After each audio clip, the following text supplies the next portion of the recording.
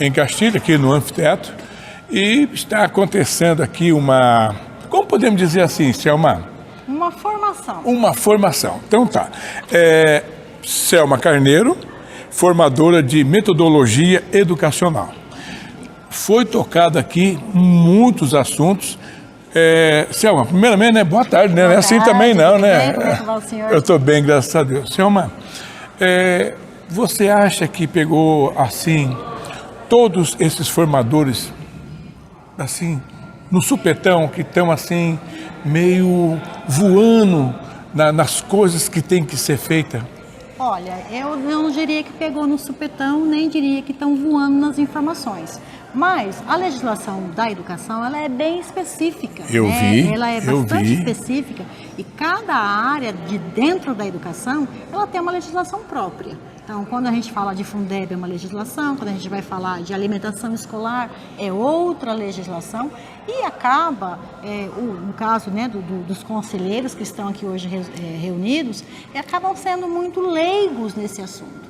Então, é uma informação, eu acho que, assim, não que tenha pego eles de supetão, mas que por desconhecimento da legislação, de forma geral, especificamente da alimentação escolar, que é o assunto que a gente mais tratou e abordou até agora, acabou dando, assim, uma luz no fundo do túnel e de um ponto de partida de onde os conselheiros têm que começar.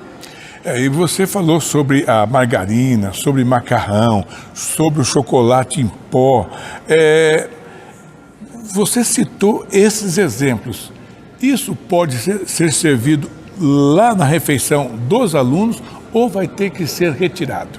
Olha, nós temos uma legislação que ela é bem nova, ela é recente, ela é de 2021, certo? Feita em conjunto com algumas orientações da OMS, aonde ela cita alguns itens que são proibidos na alimentação escolar por nos fazer mal, por nos agregar diversas doenças, principalmente doenças cardiorrespiratórias, cardiovasculares, respiratórias não, cardiovasculares, ok? Como a questão da margarina, mas ela dita que a gente pode trocar pela manteiga, ok? A questão do cacau, né? A gente pode utilizar o cacau mínimo de 70%, mas também podemos utilizar o cacau 100% e não o achocolatado.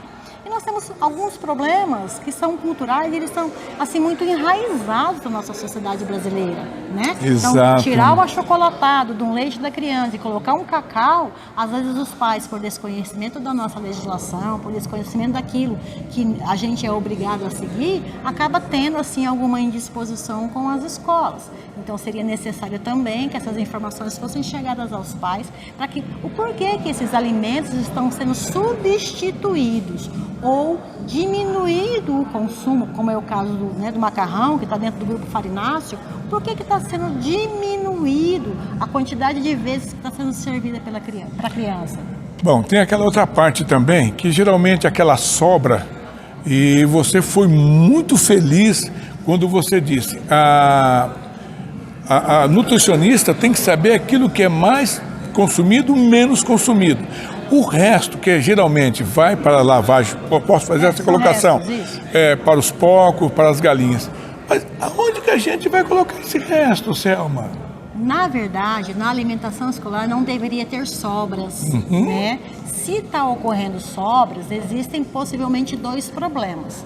A questão do teste de aceitabilidade, que deve ser refeito pela nutricionista, ou a questão da per capita, porque cada criança, a gente tem por faixa etária uma per capita que a criança pode consumir ou que vai consumir. É claro que é uma per capita, não é uma coisa genérica, assim, é um padrão para todo mundo. Vai ter criança que vai comer mais, vai ter criança que vai comer menos, mas a média da per capita é esta.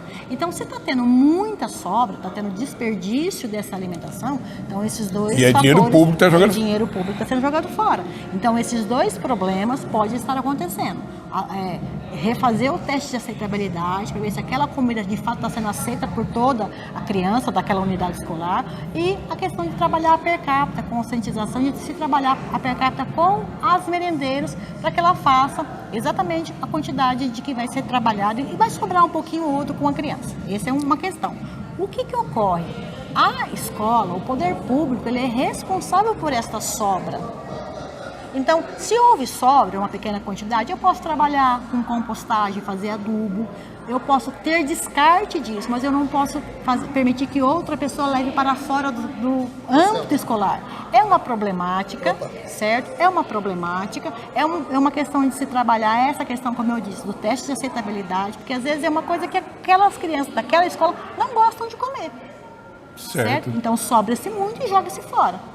Ou a questão de se trabalhar também a per capita com a merendeira, ou seja, ela faz X quantidade de arroz por dia, ela precisa fazer menos X, para sobrar menos comida, para ter menos restos, menos desperdícios e, obviamente, menos gastos do recurso público indo embora. E toda esses que estão participando, como é que eles, a partir de agora, eles vão começar o seu dia a dia de trabalho nas escolas, junto à secretaria, junto à prefeitura, porque tudo isso aí envolve todo esse processo. A primeira coisa que eu orientei o conselho é que eles se reúnam enquanto colegiado e definam entre eles um cronograma de visitas. Então, a partir do momento que eles definirem um cronograma de visitas, eles vão fazer esse acompanhamento ao longo do ano. Eles podem definir de todo o colegiado, eles podem definir que não, eles vão membros, né? Em cada escola vai determinada quantidade de membros. Eles podem definir o cronograma de visitas como eles quiserem fazer.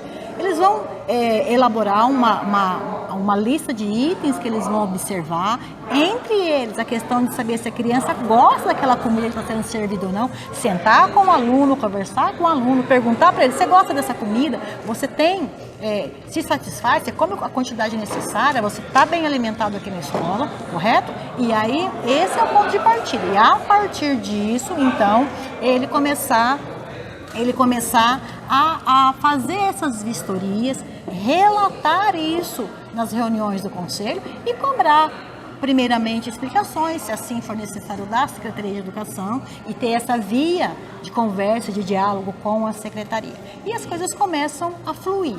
E a partir disso também, que eles podem também não criar, mas sugerir situações para as políticas públicas do próprio município. É o recurso público, é o imposto pago pelo cidadão desta cidade, investido para o bem desta cidade. Selma, muito obrigado. Imagina, estamos à disposição. Um abraço e sucesso, hein? Igualmente para o senhor também. Viu? Tá aí, falamos com a Selma, que está fazendo aqui uma palestra, né, Selma? Uma formação. É uma formação, né?